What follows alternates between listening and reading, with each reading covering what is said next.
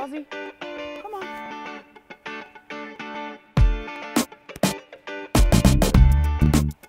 Hi, I'm Daniel and I'm here taking Ozzy for his morning walk before our day on set at Media City UK. But all this walking's got me thinking, what does it mean to own a pet? With early mornings, long walks, dirty cages and picking up the smelly business, we need to investigate.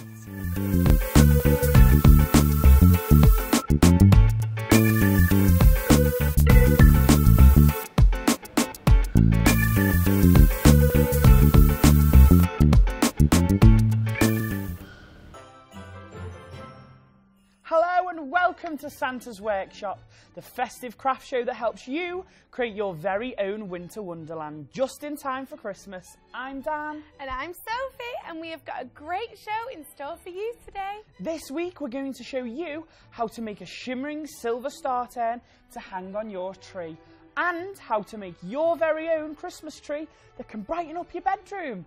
Right, for our final craft, I'm going to do a race with Sophie. And we're going to see who can make as many snowflakes as they can in 1 minute. Are you ready? I'm ready. Let's get going.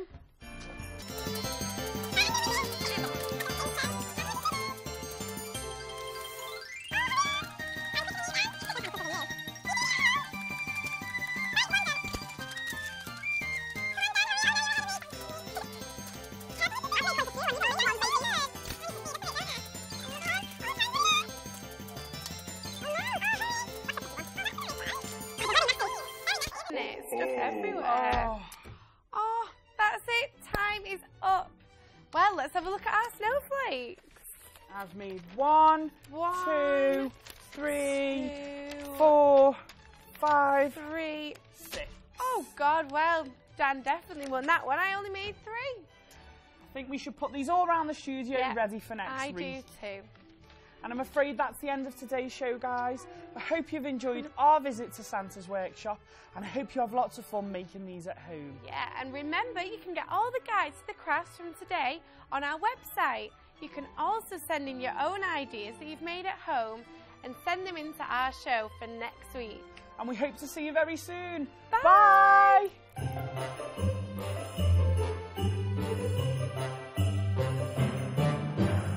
So while Ozzy takes a nap, I've come down to my local Pets at Home to find out a little bit more about what owning a pet's really like. I'm going to speak to Alex, one of Pets at Home's staff, to talk about the adoption centre and any advice he might have for you. So, with Christmas around the corner, many people will be asking the mum and dads for pets. Do you have any advice for anyone who's thinking about getting a pet? Well, obviously, keeping a pet is a big responsibility, but usually you can find the right pets for the right people.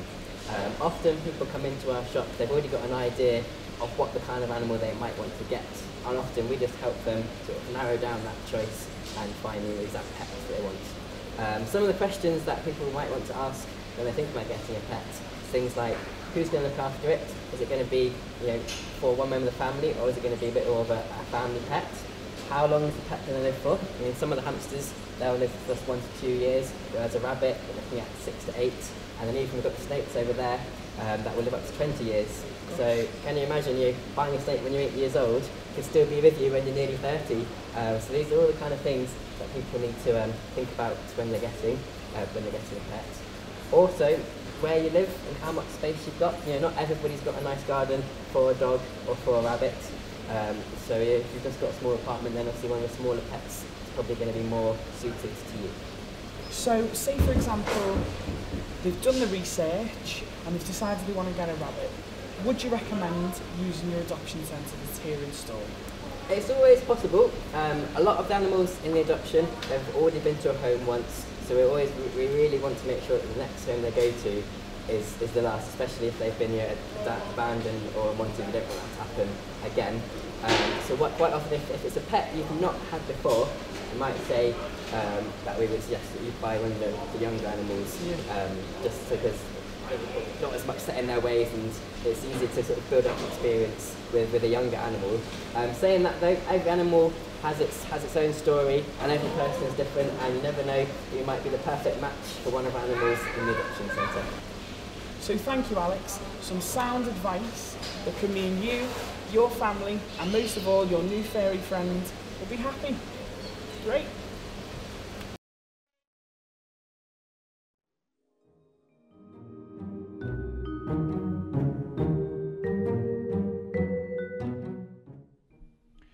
If you're a bit stuck for cash this Christmas, why not make these cheap, alternative Christmas decorations? Making your decorations is easy. All you need are some old jigsaw pieces, some paint, a paintbrush, glue, pom-poms for the nose, some wiggly eyes and some pipe cleaners.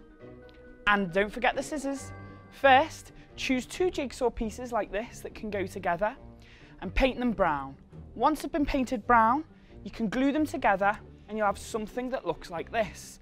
Now, the next step is to glue a little tiny pom-pom onto the bottom. This is going to act as your reindeer's nose. The next step after that is really simple, and it's just to glue 2 googly eyes on. I'm using super glue and that dries really quick. Just be careful not to stick your hands to the reindeer. Now, post your pictures on Twitter with @LCChristmas. Now you want to be able to hang this decoration on the tree, so you're going to take some ribbon and you're going to cut about 8 inches. Take the ribbon back to back and place it on the back of your reindeer, like this one. As you can see, the last thing to do is stick the antlers on. So take 2 pieces of pipe cleaner, you might want to cut them down and then bend them into shape like so. Then you just stick them on the back and there you have it. Once all your glue's dried, you've got a perfectly looking recycled Christmas decoration ready for the big day. I've been Daniel Curtis. Have a sparkly, crafty Christmas.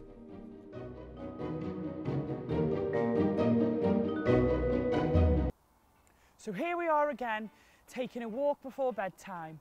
It's been a long day and we found out all about what it's like to own a pet, thanks to Alex from Pets at Home and Sophie and her school friends. So, this is Daniel and Ozzy saying over and out, and we'll see you tomorrow. Come on, Oz.